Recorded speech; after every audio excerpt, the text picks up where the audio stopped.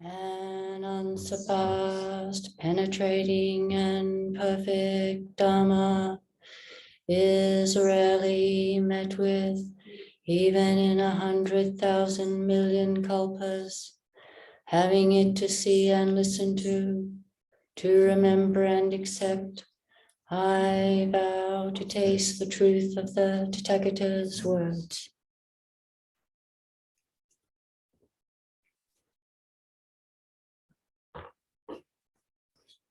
Well, good morning and good afternoon. We don't have our couple of people in the Zendo that usually look after the technical things, so we only have one screen today.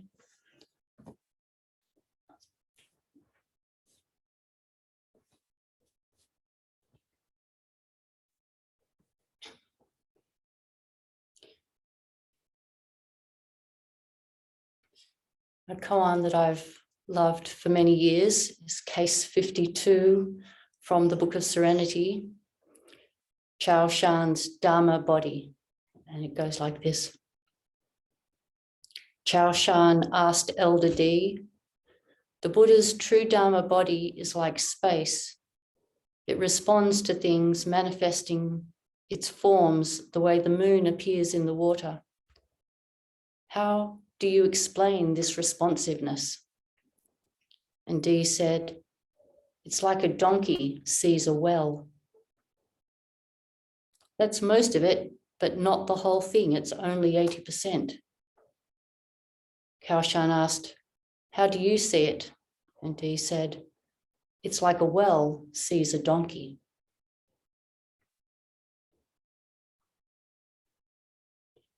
This koan has got a couple of different translations, and the images are quite different in each of them.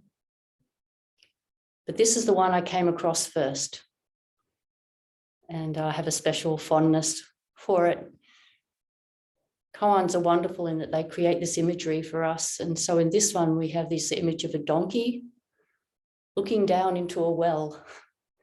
And you're sort of imagining the donkey seeing the water in the well. And maybe the sun is reflected, the sky or the clouds are reflected in the water. The donkey's face maybe is reflected in the water. The donkey is looking down into the well. The donkey is seeing the well.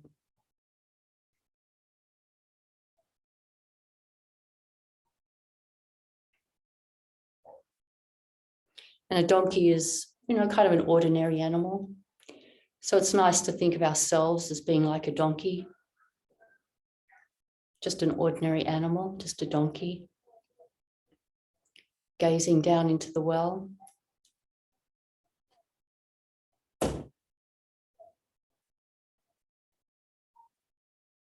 And the well, the image of water is often used to represent both emptiness, which is one way of saying it, and fullness, which is the other way of saying it.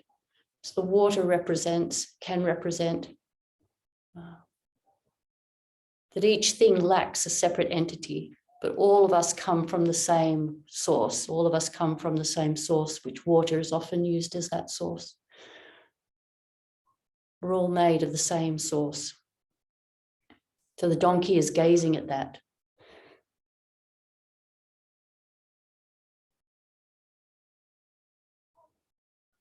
Can be a little like when we're studying the Dharma, or when we're sitting in Zazen and observing our minds, or even sitting in Zazen and just hearing the sounds.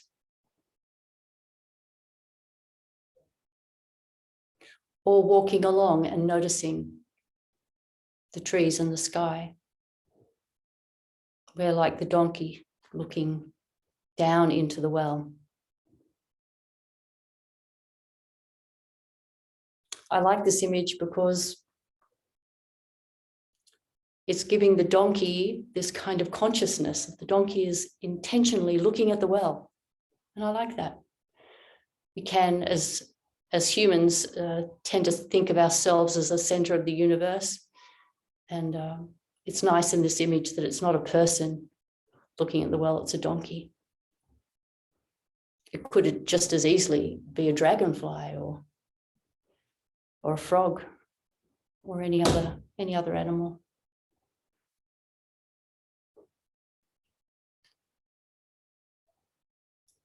Donkey is gazing at the universe manifested as a well.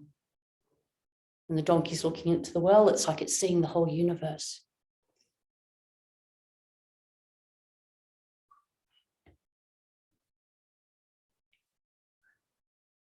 And then this beautiful turn in the koan, that the well looks at the donkey. That's something I think we generally don't imagine. It's easier to imagine a donkey looking at a well. It's a little harder to imagine a well looking at a donkey.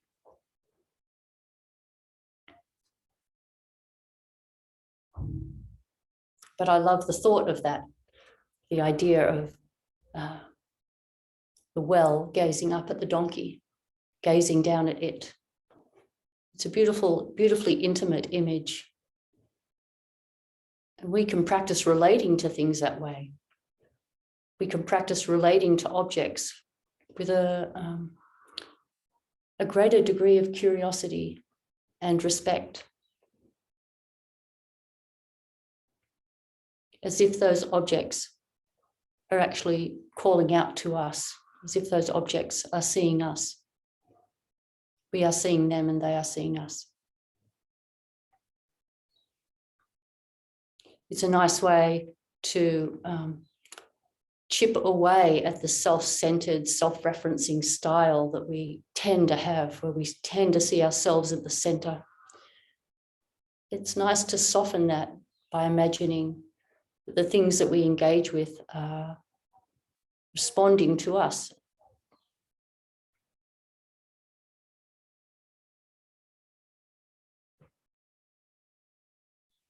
And when we hold a piece of fruit, to sort of think of the fruit as being held by us, and the fruit thinking of itself as being in our hand. It's just a nice way to soften our self-concern and broaden our sense of consciousness, to expand consciousness, not in a particularly literal sense. It's almost more a poetic way, just to help us extend our sense of who we are beyond the boundaries of our skin.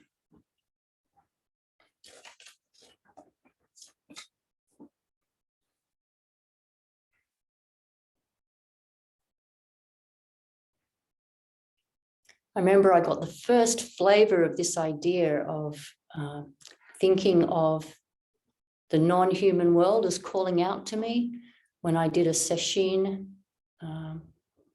at a place called Gorrocks Run outside of Sydney, near Wiseman's Ferry. And we were sitting in the zendo in the evening. It was dark, and it's where the zendo is located is in a sort of a meadow, a big meadow with sandstone cliffs kind of encasing it. And there were crickets, and they were very loud. Sound of the crickets, very quiet in the zendo, and just the sound of the crickets just coming in through the walls and the windows of the zendo. And we were sitting there all in silence, just these crickets. And sometimes there's a role called a tanto, and the tanto in the zendo just suddenly spoke with no warning. And they just said, "The crickets are calling your name.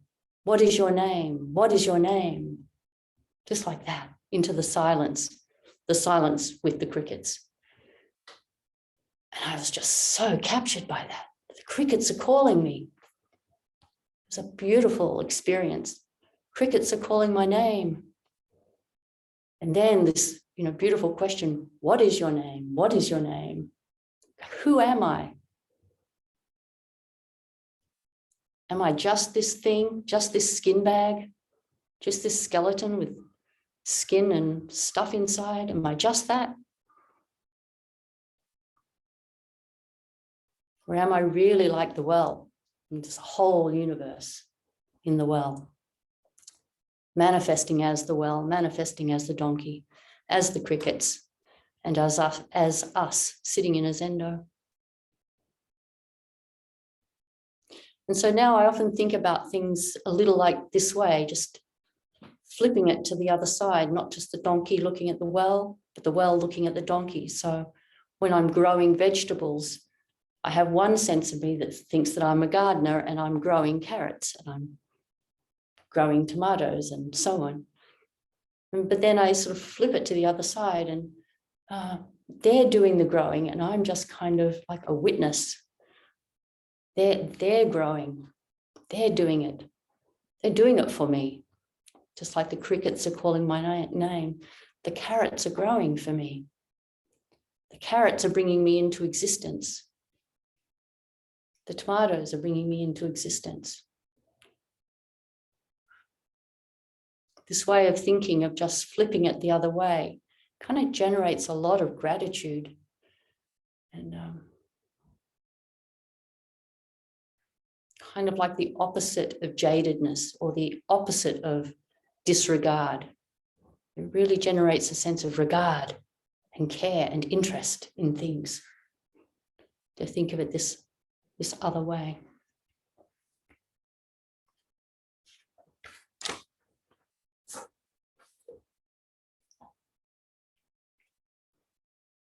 And then that led me to think about Dogen's Genjo Koan fascicle, a very famous set of lines from that fascicle that goes, to carry yourself forward and experience the myriad things is delusion, that the myriad things come forth and illuminate the self is awakening or is enlightenment, that the myriad things come forth and illuminate the self is enlightenment. It's shifting from the position of us at the center, going out there and doing things, manipulating the world. More or less how we've been raised to think of it that way, that we're the center and we use our hands to move things about. This is encouraging us to think it the other way. All of those things bring us into existence. Without all of those things coming forth, we wouldn't be here. They bring us into existence.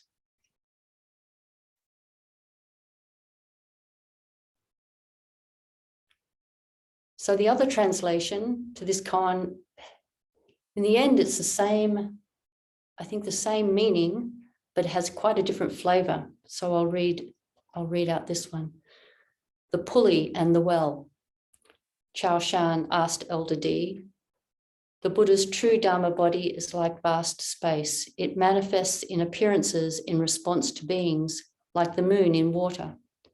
How can this principle of response be expressed? D said, it's like a pulley looking at a well. Chao Shan said, well said, but that's only 80%. And D answered, how do you say it, teacher? And he said, it is like the well looking at the pulley.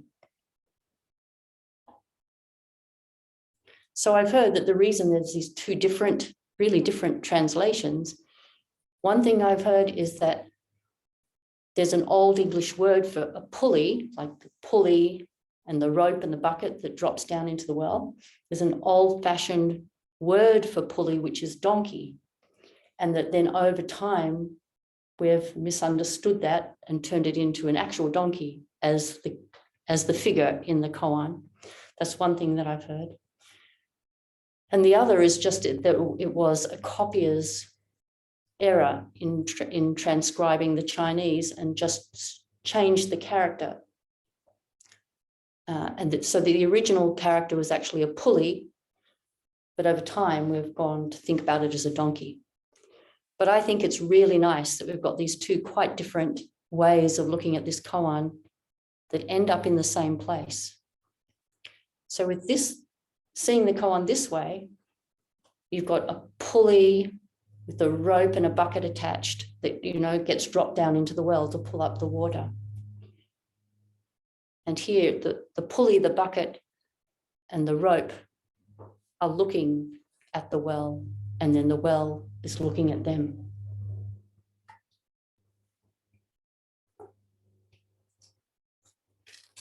And one way we can think of this is that the well is like the teachings or the true body of reality, sometimes called the Dharmakaya. The well represents the way reality actually is. And the pulley and the rope and the bucket are like us and our practice. We do zazen, we study, we contemplate, we take the precepts, we take the bodhisattva vow. All of that is embodied in this image of the rope and the pulley and the well. And what we do is we lower it down into the water where we're sort of like asking for the teachings. We're asking to be awakened. We want to be awakened. And this is how we do it. We have to do something. Just like what we do, we come here to the Zenda or online and do zazen. That's the action of the pulley.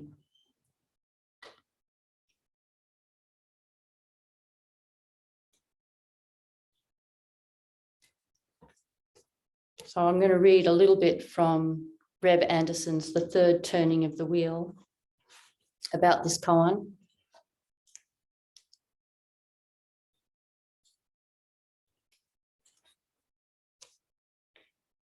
The koan literally speaks of a relationship between a pulley and a well, but the word pulley is shorthand for pulley, rope, and bucket.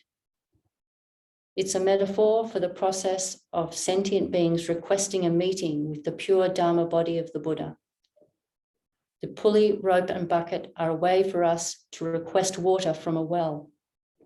This is Elder D's wonderful image for sentient beings' request. Elder D could just as well have said, it's like the well looking at the pulley. That would have been 80% too. Either image alone is only 80%. It's not that the first one is 80% and the second one is only 20%. The first one is 80%, the second one is 80%. In other words, both of them are really saying a lot, but you have to say the other side to get to 100%.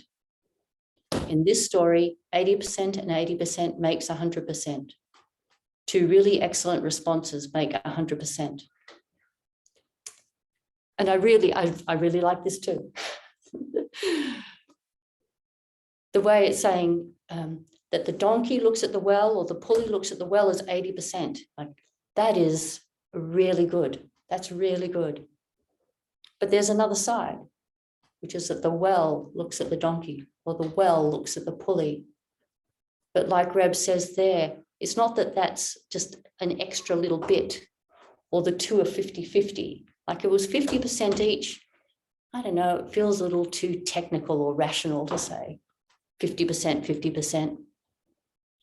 Whereas it feels very abundant to say these are both excellent ways of looking at things. They're both 80%. They're not completely the whole thing by themselves, but together they're the whole deal. That's the awakened mind when we can see it that way, both ways at once. And both ways are really full. They're both 80%, and together they make 100%. Doesn't matter that that's not mathematically accurate. Doesn't matter at all. It's to help us really value both ways of seeing things, the form side and the emptiness side, to value them both and value them both really highly, but they need each other. We need to remember that the donkey looks at the well and that the well looks at the donkey.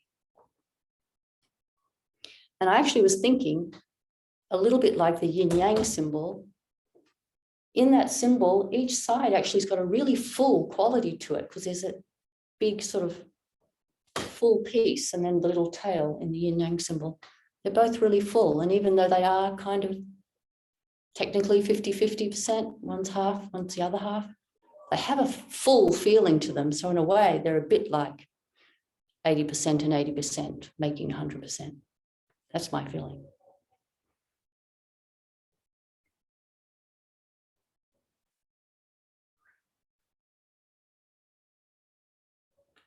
So just to go back to the main part of the koan as the pulley,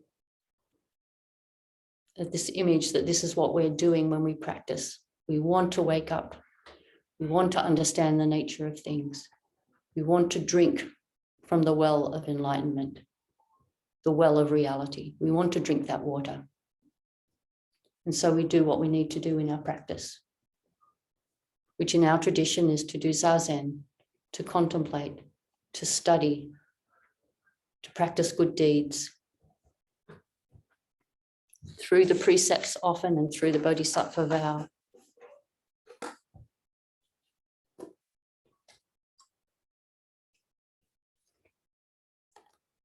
And Reb goes on to say a little bit more about this case.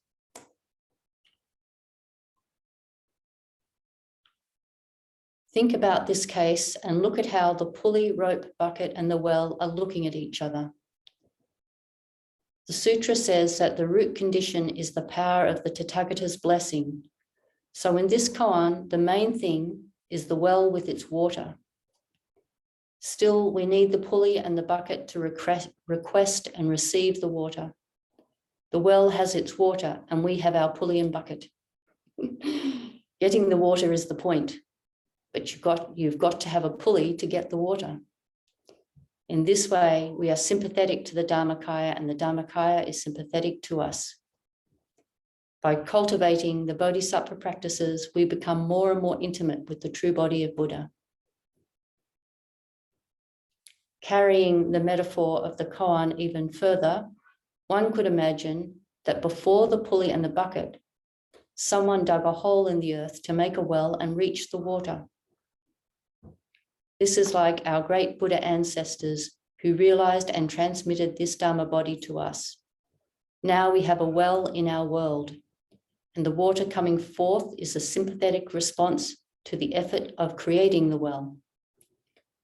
We are indebted and grateful to our hardworking ancestors who dug the Dharma well and reached the water for us to use today.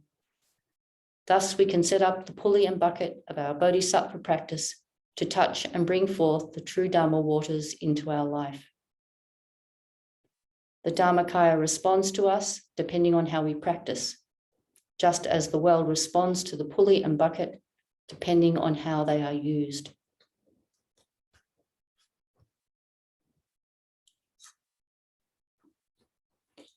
So this sort of version of the koan with the pulley and the bucket is really an encouragement for us to reflect on our own practice.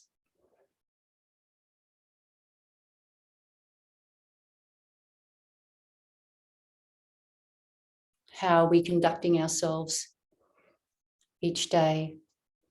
Is it helping to illuminate our mind?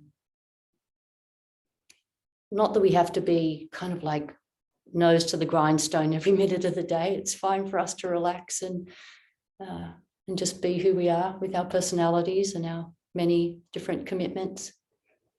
But to have a little part of our mind always kind of just tilting towards the Dharma, tilting towards the teachings.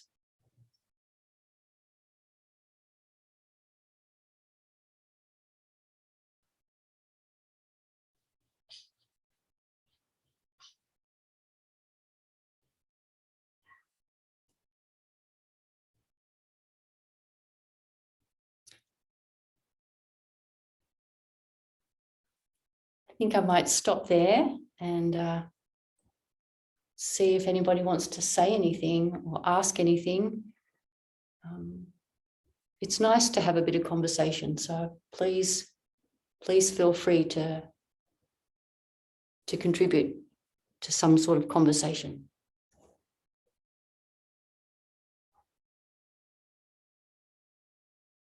Either on Zoom or here, the Zendo.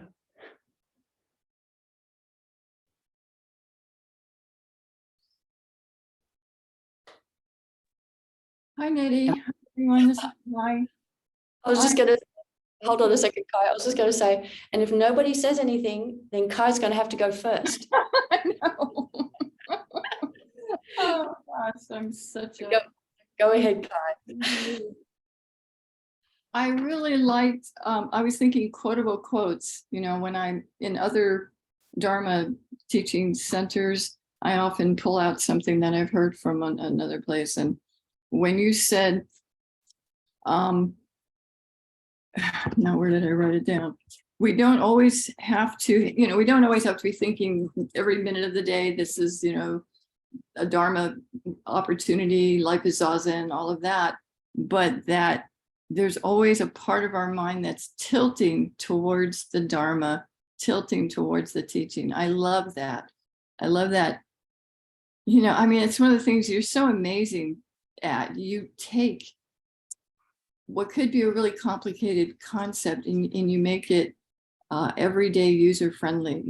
We don't have to do anything in extremes. It's truly the middle path. It's truly the middle way. And what better word to describe that than tilting? I love it. Thank you.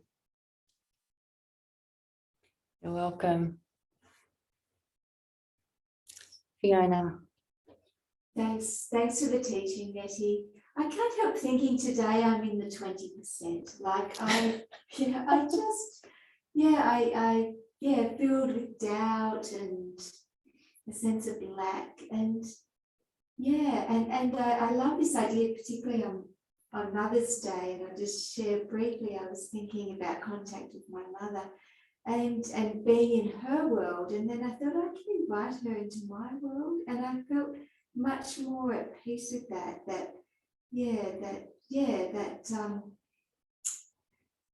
I'm a bit distressed today, but when I think about that, I feel I feel less distressed, I think I love this idea that I might only ever be 80% aware of what the Dharma is offering me, and I can rely that the other 20% will come, or the other 80% will come. Well, one thought I just had as you were speaking is you said you only feel like you're 20% right now, but just being, as soon as we are aware of whatever our mental state is, even if our mental state's not especially wholesome, even if it's not especially wholesome, but as soon as we bring awareness to it, then I think it's become much fuller and more wholesome, even if it's an unwholesome thought. So just using this sort of 20% type of thing. So as soon as you're aware that you're only being 20%, let's say, you've already doubled it up to 40%, just right there. And then I think we can trust that bringing awareness to whatever is happening in our mind, we naturally start to move towards something more beneficial. I just think this is the way it is, because our true nature is Buddha nature. That's our true nature. That's the language we use in our tradition. There's no actual thing called Buddha nature, but that's the language that we use because we have to use something. You could just say we are inherently basically good. So when we bring full awareness to something, we just are going to start moving towards being more wholesome. Maybe not instantly, but over time. So I think you're at least 40%.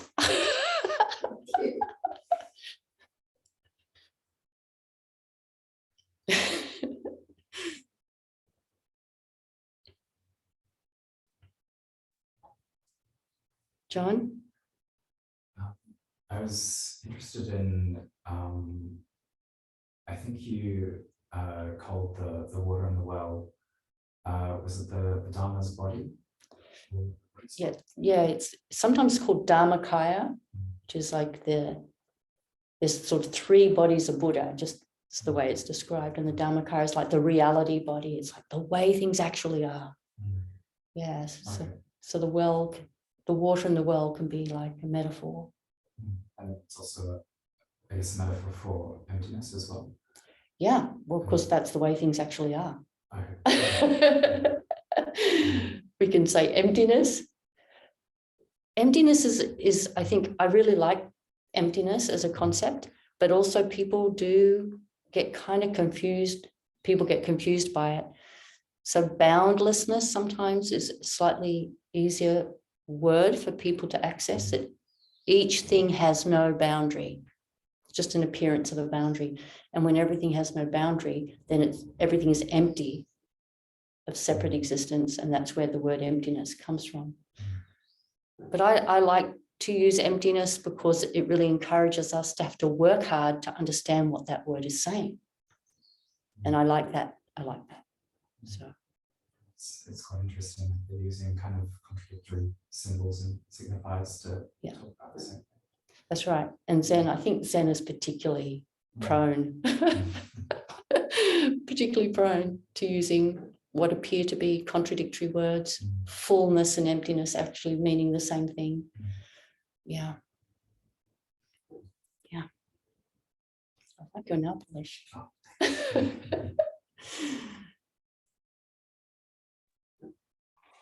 Hi, Neti.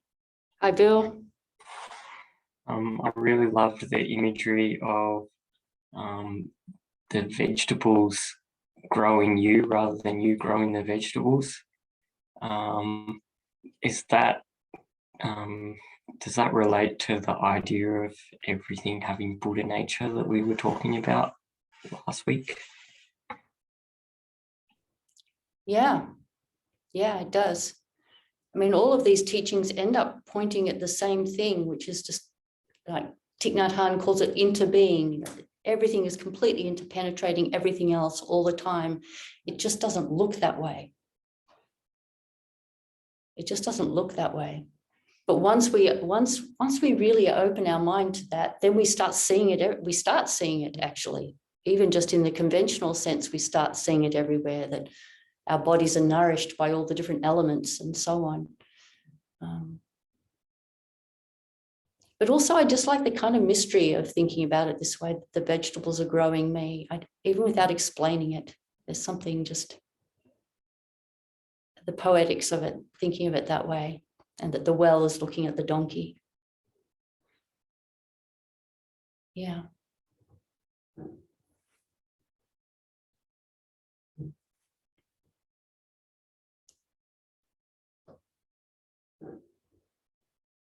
All right, so we finish with Bodhisattva vow chant, and then we do 3 vows. So you're welcome to join us and do some vows as well. You've got it there on the card. Beings are numberless. I vow to save them. Delusions are inexhaustible. I vow to end them. Dharma gates are boundless. I vow to enter them. Buddha's way is unsurpassable. I vow to become it. And then we can get up. I'll just turn the recording off.